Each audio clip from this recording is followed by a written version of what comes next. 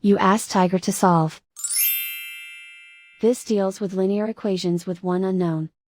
The final result is x equals -1/26. Let's solve it step by step. Group all x terms on the left side of the equation. Subtract 13x from both sides. Group like terms. Simplify the arithmetic. Group like terms. Simplify the arithmetic. Group all constants on the right side of the equation. Subtract 12 from both sides. Simplify the arithmetic.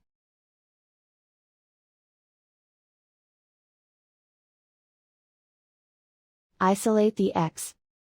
Divide both sides by -26. Cancel out the negatives. Simplify the fraction. Move the negative sign from the denominator to the numerator.